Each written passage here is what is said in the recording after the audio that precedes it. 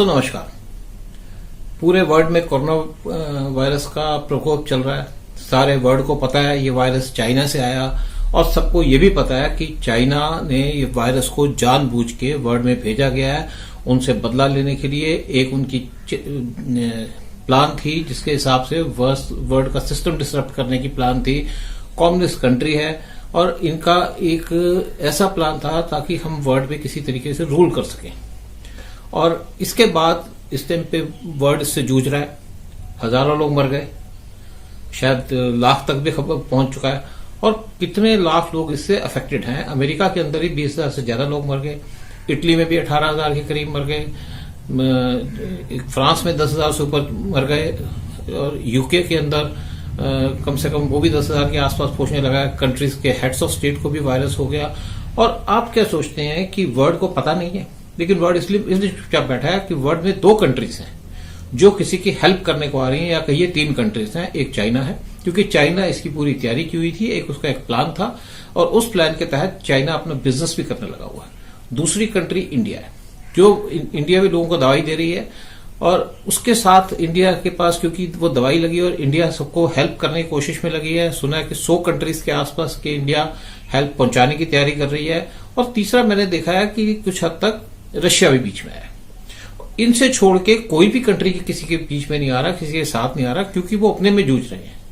तो इसके साथ जो है एक, लेकिन दूसरी तरफ एक वर्ल्ड पूरी एक प्लान बना रहा है। बैक एंड में उनके जो बाकी लोग हैं एक प्लान बना रहे हैं कि एक जिसके अंदर यूएस है, नाटो कंट्रीज हैं, वेस्टर्न कंट्रीज हैं, जापान, साउथ कोरिया और इंडिया का इसमें एक बड़ा रोल है इसके साथ कि टू कंटेन चाइना और साथ में उसका जो सबसे खास दोस्त है पाकिस्तान।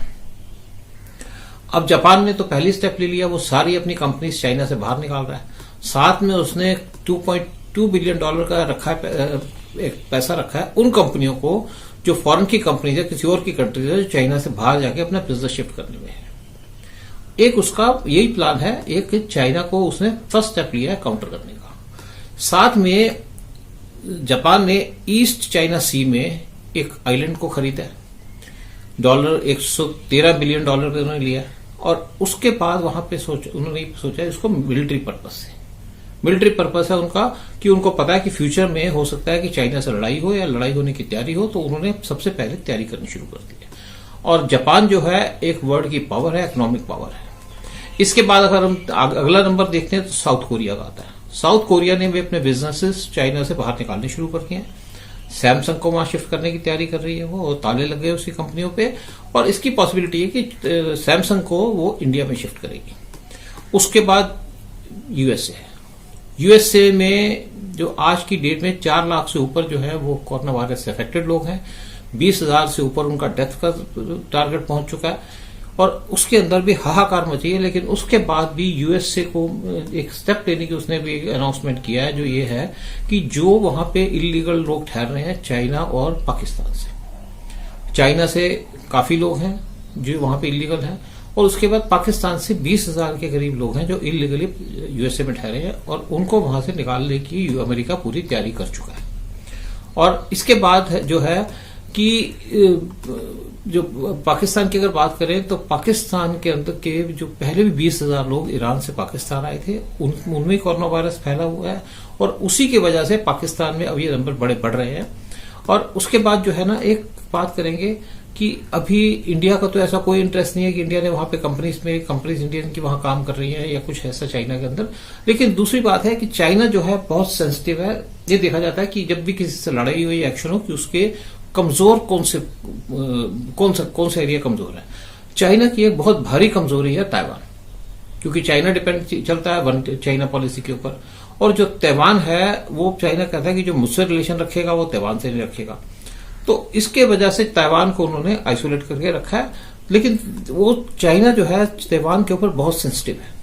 वो इतना सेंसिटिव है जैसे हम कश्मीर के ऊपर सेंसिटिव है इंडिया, चाइना ताइवान के बारे में उससे भी 10 गुना ज्यादा सेंसिटिव है और ये वर्ल्ड जानता है। और मुझे लगता है कि ये वो जगह है जहां पे वर्ल्ड चाइना को अटैक करेगा।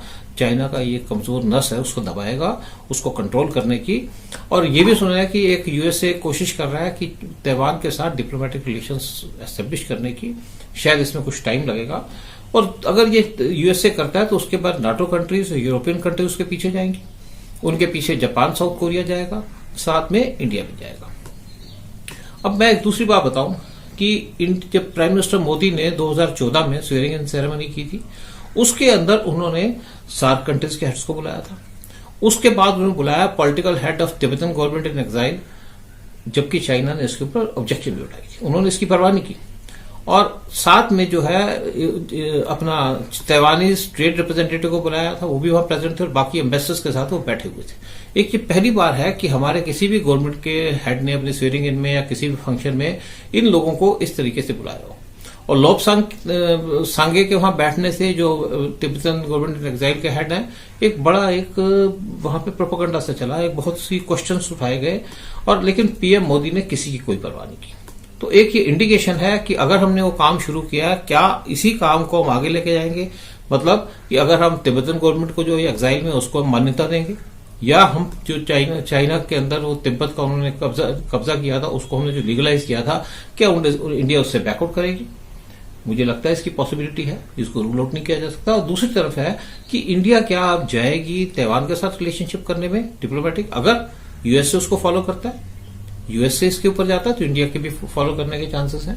और क्योंकि हमारी आज जैसे गवर्नमेंट है, हम भी उसको डील करना चाहेंगे, लेकिन उसके लिए इंडिया की भी कुछ रिक्वायरमेंट्स होंगी, कुछ इंडिया के उसके अंदर अपना एक चाहत होगी कि इंडिया और क्या चाहता है, कि यूएसए को क्यों फॉलो करेगा, उसमें भी इंडिया की कंडीशंस हो सकती हैं। लेकिन अभी जो मैं आपको दूसरी बात बताऊं कि मैंने भी अपने 2 वीडियोस बनाए थे चाइना एनिमी नंबर 1 पे, तो उसमें मैंने बताया था कि किस तरीके से चाइना ने हमारे को इंडिया को परेशान किया है, जिसकी वजह से इंडिया को चाइना की हेल्प नहीं करनी पड़ती। क्योंकि अब सिचुएशन वो आ गई है कि हम अब चाइना को, पाकिस्तान तो नहीं कहूंगा मैं, हम चाइना को हम इस टाइम पे एक उस पर ऑफेंसिव तरीके से उसको डील करें। पहली बात है 1962 में चाइना ने इंडो हिंदी चीनी भाई भाई करके हमारे पे अटैक किया, कोई उसके लिए इंस्टिगेशन नहीं था, सिर्फ उसको रीजन ये था कि नेहरू को उसको एक ह्यूमिलेट करना था और इंडिया को सबक सिखाना था। उसको पता था कि इंडियन आर्मी वहां पे प्रेजेंट नहीं है, इंडिया के पास इतनी पोजीशन नहीं है लड़ने की, या हमारे पास सोल्जर्स नहीं बैठे, हमारा कुछ नहीं था। और उसने एक ऐसा था कि इंडिया एक सिटिंग डक था, मार के चला गया वापस अपने उसको। लेकिन बार बार वो रिमाइंड करता है, कभी कोई सिचुएशन आती है तो इंडिया उसको नहीं भूल सकता, जो 62 को भी नहीं भूलेगा और जो चाइना ने इंडिया के साथ किया उसको भी नहीं भूलेगा। फिर दूसरी बात है कि चाइना हमारे बॉर्डर के एरिया में रेगुलर इंट्रूजन करता है, जिसकी वजह से हमारे को बड़ी अपनी आर्मी को बिठाए रखना पड़ता है, एक्टिव मोड में रखना पड़ता है, जो इंडिया की इकोनॉमी पे भी जिसका बर्डन चलता है। फिर तीसरा है कि चाइना ने 43,000 स्क्वायर किलोमीटर का एरिया जो है अक्साई चीन का, वो 62 के वार में जो ऑक्यूपाई किया था वापस नहीं किया, उसको लेके बैठा। चौथा जो है 1963 में पाकिस्तान और चाइना का एग्रीमेंट हुआ था, जिसकी वजह से 5,180 स्क्वायर किलोमीटर का एरिया पीओके का पाकिस्तान ने चाइना को दे दिया, उसको कश्मीर को ट्राइलेटरल इश्यू बनाने के लिए, और जो चाइना ने उसको लीगली ऑक्यूपाई किया। एक ये कोई भी अच्छे दोस्त वाली बात नहीं है कि जिसकी वजह से कहे कि हमारा दोस्त है, और ये पाकिस्तान जो चाइना का जो एक रूल, एक जो सिचुएशन है कि वो इंडिया को अपना दोस्त नहीं समझता और ऊपर से जो मर्जी बोले। और उसके बाद चाइना की एक और बात है कि 90,000 किलोमीटर का स्क्वायर एरिया जो है हमारा अरुणाचल प्रदेश का, उस पर क्लेम मारता है, जबकि उसका उसमें कोई क्लेम नहीं है। एग्रीड बाउंड्री थी हमारी जब इंडिया और तिब्बत की, जब चाइना ने उस पर कब्जा किया, लेकिन चाइना ने उसको मानने से मना कर दिया। फिर 2,000 किलोमीटर का लेह लद्दाख का एरिया भी चाइना क्लेम करता है, जो इंडिया का हिस्सा है और इंडिया के पास है। फिर उसके बाद जो है चाइना डेलिबरेटली हमारे से बॉर्डर इशू सॉल्व करता, उसको सेटल नहीं करना चाहता, कि इंडिया को परेशान रखना चाहता है। बड़ी कोशिश की, रेगुलर मीटिंग्स हुई, लेकिन उसका कोई आउटपुट नहीं आया। फिर चाइना जो है वो मैकमोहन लाइन को बॉर्डर मानता है चाइना और म्यांमार के बीच में, लेकिन इसको मैकमोहन लाइन को वो इंडिया और चाइना के बीच का बॉर्डर मानने से मना करता है, जबकि ये मैकमोहन लाइन जो है वो इंडिया और तिब्बत के बीच में एग्रीड जो बॉर्डर था वो था।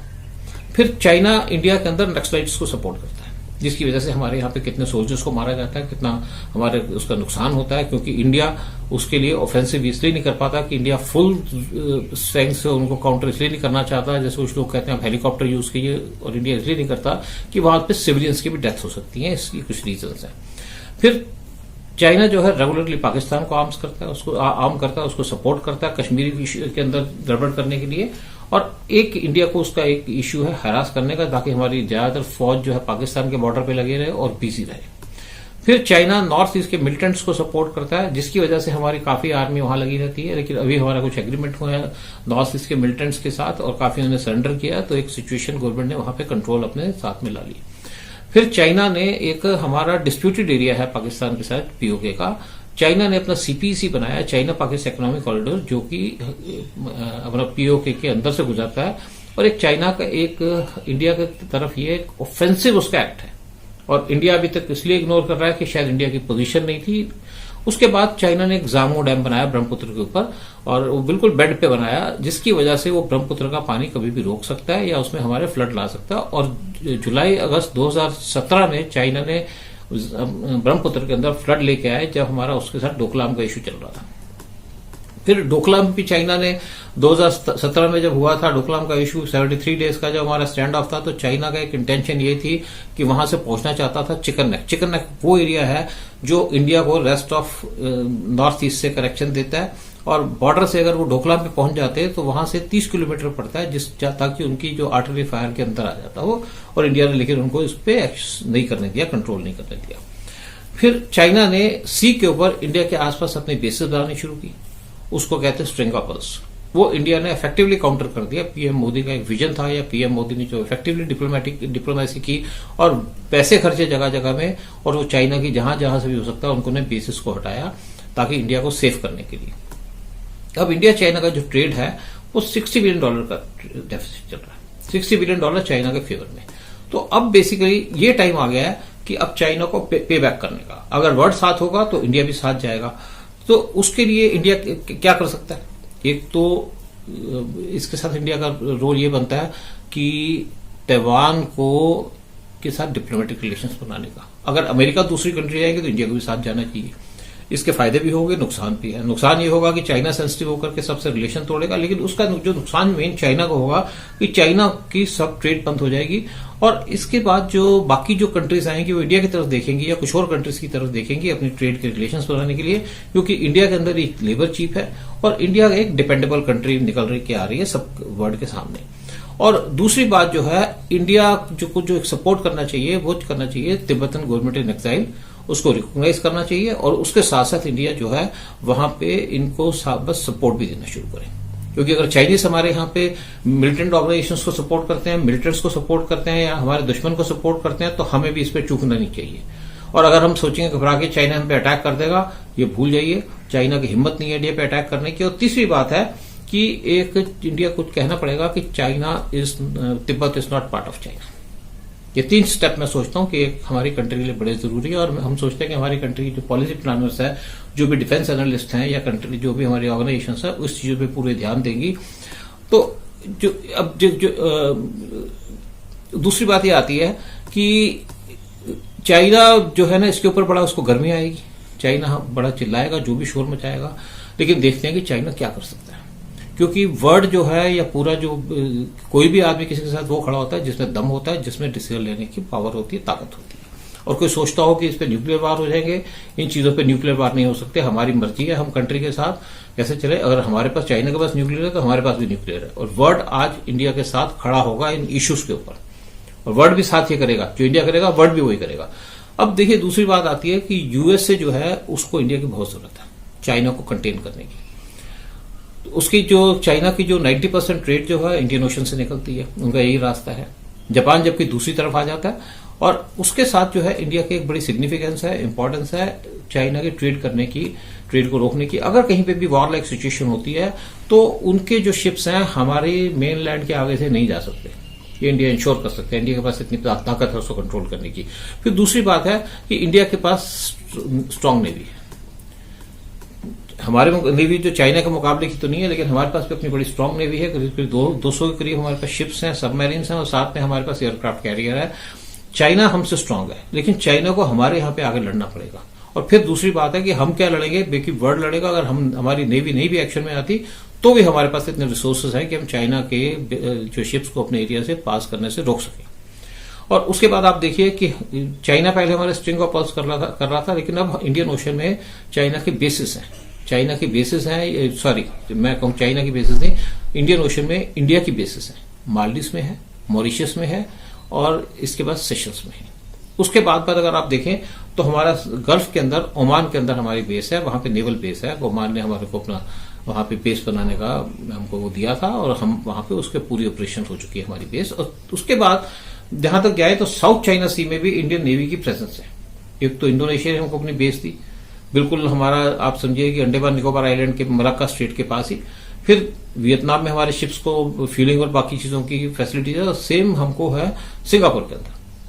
तो इसकी वजह से जो है इंडिया एक बड़ी स्ट्रांग पोजीशन में है चाइना के साथ। तो सबसे इंपॉर्टेंट बात है कि इंडिया के अंडमान निकोबार आइलैंड, ये 573 जो आइलैंड्स का समूह है, ये मलक्का स्ट्रेट के बिल्कुल माउथ पे है। मलक्का स्ट्रेट एक वो जगह है जहां से साउथ चाइना सी से जितने भी शिप्स आते हैं, वो एक छोटा सा मलक्का स्ट्रेट है जो 4.5 किलोमीटर का लंबा है या समझिए चौड़ा है, जिससे सारे शिप्स आते हैं। और हमारी अंडमान निकोबार आइलैंड वहां पे होने के साथ, और तो हमारे को एक स्ट्रेटेजिकली बड़ी इंपॉर्टेंस है। और अंडमान निकोबार आइलैंड में हमारी ट्राई सर्विसेज के एक हेडक्वार्टर्स है, वहां पे मतलब इंडियन नेवी, एयरफोर्स और आर्मी, ये तीनों की वहां बेस है। और जिसको पिछले कुछ सालों में बड़ा स्ट्रेंथन किया गया है, वहां पे शिप्स भी भेजे गए हैं, वहां पे हमारे एयर स्ट्रिप्स जो हैं वो लंबी की गई है ताकि हर एक टाइप के वहां प्लेन्स वगैरह लैंड कर सकें। फिर एक देखिए दूसरी बात है कि इंडिया यूएस के जो रिलेशंस हैं, वो एक हमारा जैसे हमारे डिफेंस डील्स हुई पड़ी हैं, तो उसके साथ साथ जो है एक हमको एक यूएसए की बहुत सपोर्ट है, एक दूसरे के साथ स्टैंड करेंगे, एक दूसरे की हमें फैसिलिटीज मिलेंगी, तो हमारी फैसिलिटीज जो है यूएसए भी ले सकेगा। और डिएगो गार्सिया में जो यूएसए का बेस है वो भी एक स्ट्रेटेजिकली बड़ा इंपॉर्टेंट है। साथ में फ्रांस और बाकी कंट्रीज के साथ भी हमारे एक सिक्योरिटी के एग्रीमेंट्स हैं ताकि एक दूसरे की फैसिलिटीज को यूज कर लेंगे। इसके साथ साथ एक दूसरी बात ये आती है कि इंडिया अगर ये सपोर्ट करेगा, यूएसए को सपोर्ट करेगा, कि यूएसए की इसमें ज्यादा रिक्वायरमेंट है, तो इंडिया को यूएसए से ये भी कहना चाहिए कि हमें आप हेल्प करिए पाकिस्तान को, कि पाकिस्तान भी आज की लोगों की नजर में है, क्योंकि चाइना के साथ जो उसके स्पेशल रिलेशन चल रहे हैं, कि हमको हेल्प करें पाकिस्तान को कंटेन करने में। और या पाकिस्तान का जो पीओके का एरिया है, गिलगिट बाल्टिस्तान है, वो इंडिया को लेने में हेल्प करे। और मुझे लगता है कि यूएस से भी इस कंडीशन पे उसको ज्यादा प्रॉब्लम नहीं होगी, क्योंकि एक यूएस से जो है उसको एक कंसर्न है चाइना का, और उसको पता है कि आज पाकिस्तान उसके साथ कैसे स्टैंड करता है, और पाकिस्तान के साथ जो ये सीपीसी जाता है उसकी वजह से चाइना को गल्फ के अंदर एक्सेस मिलता है। तो यूएसए भी इसको सपोर्ट करना चाहेगा। और अगर हमको गिलगिट बाल्टिस्तान और पीओके मिलता है इंडिया को, और साथ में इंडिया इसके साथ अपना फाइट स्टार्ट करता है, जो भी ट्रेड वार या दूसरे टाइप का वार करता है, उसके साथ एक फर्क ये पड़ेगा कि पाकिस्तान बिल्कुल टूट जाएगा। तो उसके साथ अगर ये होगा तो पाकिस्तान के 4 टुकड़े होंगे, एक गिलगिट बाल्टिस्तान पीओके वो इंडिया को मिलेगा, दूसरी बात है बलूचिस्तान जो है वो इंडिपेंडेंट बनेगा, तीसरी बात है कि जो उनका सिंध का वो है वो भी पाकिस्तान के साथ खुश नहीं है, वो भी अलग सिंपल हो जाएंगे, और चौथा जो है पख्तूनख्वा जो उनका रीजन है अपना पाकिस्तान का जो है, वो अफगानिस्तान क्लेम करता है और अफगानिस्तान के लोगों से मिलते जुलते लोग हैं, तो वो पक्की बात जाकर के अफगानिस्तान के पास आएगा। तो पाकिस्तान जो रह जाएगा वो रह जाएगा एक सिर्फ पंजाब की प्रोविंस। तो एक इंडिया के साथ एक बहुत सिचुएशन है। अगर इस तरीके को हमारी पूरी प्लानिंग के साथ हमारी गवर्नमेंट और हमारे इंटेलिजेंस एजेंसीज चलें, तो मैं सोचता हूं कि हम एक प्रॉपर रिजल्ट की तरफ पहुंच पाएंगे। हमारा एक जो 70 साल से दुश्मनी चल रही है, हमारे पाकिस्तान के साथ जो दुश्मनी है, पाकिस्तान जो हमको तंग कर रहा है, और उसके साथ साथ जिस हिसाब से चाइना हमको 70 साल से तंग कर रहा है, तो इंडिया के साथ एक 2 दुश्मन एक ही साथ में निपटने का काम हो जाएगा। और हमारा जो फ्यूचर के अंदर हम अपना सारी अटेंशन दे सकेंगे डिफेंस को छोड़ के यहाँ के डेवलपमेंट के लिए और लोगों की भलाई के लिए।